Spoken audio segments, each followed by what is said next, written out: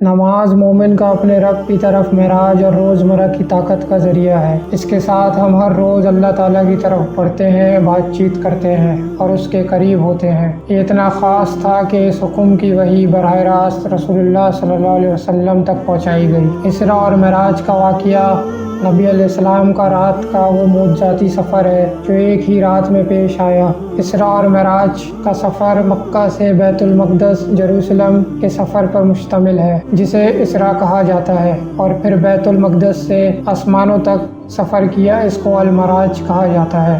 یہ واقعہ کب ہوا تھا اس پر علماء کا اختلاف ہے، لیکن بڑے پیمانے پر یہ خیال کیا جاتا ہے کہ یہ واقعہ 27 رجب کو پیش آیا تھا، جو رسول اللہ صلی اللہ علیہ وسلم کی مدینہ منورہ کی طرف ہجرت سے ٹھیک 1 سال پہلے ہوا تھا۔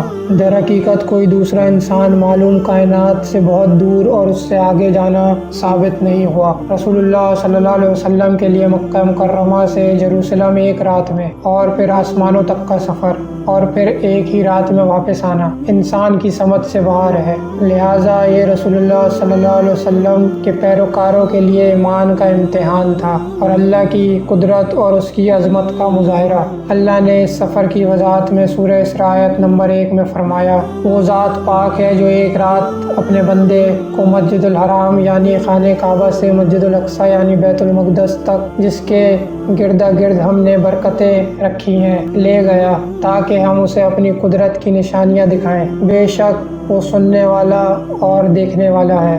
یہ واقعہ ایک ایسے وقت میں پیش آیا جب رسول اللہ صلی اللہ علیہ وسلم کو آزمائشوں اور فتنوں کا سامنا تھا۔ ان کے جذبات کا امتحان ان کی زندگی کے 2 سب سے پیارے لوگوں کے گزرنے سے ہوا، ابو طالب اور حضرت خدیجہ رضی اللہ عنہا۔ رات کا یہ سفر اور معراج کی داستان حضرت محمد صلی اللہ علیہ وسلم کا جبرائیل علیہ السلام کے ساتھ براق نامی آسمانی مخلوق پر سفر سے شروع ہوتی ہے، جس میں مکہ سے یروشلم مسجد الاقصی تک کا سفر کیا۔ براق جنت کے جانوروں میں سے ایک ہے اور اسے ایک سفید جانور کہا جاتا ہے جو گدھے سے بڑا ہے لیکن خچر سے چھوٹا ہے، جو اپنے قدم کو اپنی بینائی کی حد کے برابر فاصلے پر رکھتا ہے۔ امام نسائی کی روایت کردہ حدیث میں اور ابن کثیر کی تفسیر میں بھی ہے کہ جبرائیل علیہ السلام اور رسول اللہ صلی اللہ علیہ وسلم اسراء کے سفر میں کئی مقامات پر اترے اور دعا کی۔ پہلا مقام طیبہ پر تھا، جو وہ جگہ تھی جہاں نبی علیہ السلام جلدی ہجرت کریں گے اور اس کا نام مدینہ منورہ رکھا جائے گا۔ اس کے بعد ماؤنٹ سینائی پر تھا، جہاں حضرت موسیٰ علیہ السلام کو اللہ تعالیٰ کی طرف سے تورات کا نزول ہوا، اور آخر میں بیت لحم، وہ جگہ جہاں حضرت عیسیٰ علیہ السلام پیدا ہوئے۔ مسجد اقصی پر پہنچ کر رسول اللہ صلی اللہ علیہ وسلم نے تمام انبیاء علیہ السلام کی امامت کی نماز میں۔ مسجد الاقصی کو اسلام میں بہت زیادہ اہمیت حاصل ہے، کیونکہ یہ مسلمانوں کا قبلہ اول تھا اور اسلام کا تیسرا مقدس ترین مقام ہے۔ یہ حضرت محمد صلی اللہ علیہ وسلم سے پہلے متعدد انبیاء کا ایک سمبل اور گھر تھا۔ سفر کا دوسرا حصہ جبرائیل علیہ السلام کے ساتھ حضرت محمد صلی اللہ علیہ وسلم کا آسمان پر چڑھنا ہے۔ معراج کے دوران وہ مختلف آسمانی میدانوں یعنی ہیونلی اسفیئرز میں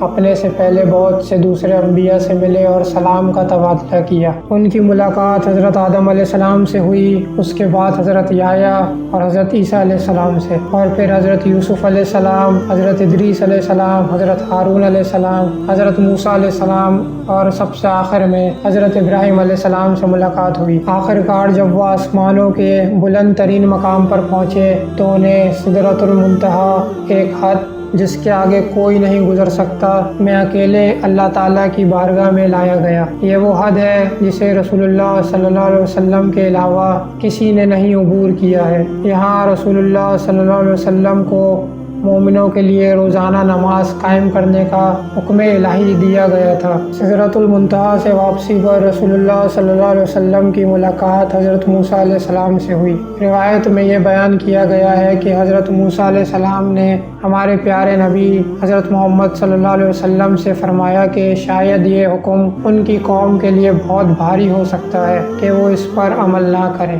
اس بات کو سمجھتے ہوئے ہمارے پیارے نبی محمد صلی اللہ علیہ وسلم اپنی امت کے لیے کم تعداد میں فرض نمازوں کے لیے اللہ کی طرف لوٹتے رہے۔ بالآخر فرض نمازوں کی تعداد گھٹ کر 5 کر دی گئی۔ اللہ کی طرف سے یہ بتانے کے بعد رسول اللہ صلی اللہ علیہ وسلم مزید مانگنا نہیں چاہتے تھے، تب سے 5 نماز کا حکم قائم ہوا۔ بعض روایات میں آیا ہے کہ اس موقع پر سفر شروع ہونے سے پہلے آپ کا سینہ بھی کھولا گیا تھا اور آپ کو دودھ اور شراب پیش کی گئی تھی۔ آپ علیہ السلام نے دودھ کا انتخاب کیا تو فرمایا گیا کہ آپ نے فطرہ کو چنا، اور اگر آپ شراب چن لیتے تو آپ کی قوم گمراہ ہو جاتی۔ آپ کو معراج پر جنت اور دوزخ بھی دکھائی گئی اور آپ نے نیل اور فرات کے دریا بھی دیکھے جو آسمان سے نکل رہے ہیں اور یہاں دنیا میں بہہ رہے ہیں۔ معراج کا سفر رسول اللہ صلی اللہ علیہ وسلم کے یروشلم میں مسجد اقصی میں واپس آنے پر ختم ہوتا ہے۔ مکہ مکرمہ واپسی پر انہوں نے مضافات میں مختلف قافلوں کو دیکھا جو شہر کی طرف بڑھ رہے تھے، جنہیں وہ بعد میں قریش کے لوگوں کے سامنے اس بات کا ثبوت دیں گے کہ انہوں نے یہ سفر 1 رات سے بھی کم وقت میں کیا تھا۔ بہت سے ایسے تھے جنہوں نے نبی علیہ السلام کو نہیں مانا اور ایسا دعویٰ کرنے پر آپ کا مذاق اڑایا۔ البتہ صحابہ کرام نے اس اہم واقعے پر کبھی شک نہیں کیا، لہٰذا یہ واقعہ حیرت اور امید کا باعث تھا، جیسا کہ یہ آج بھی ہمارے لیے ہے۔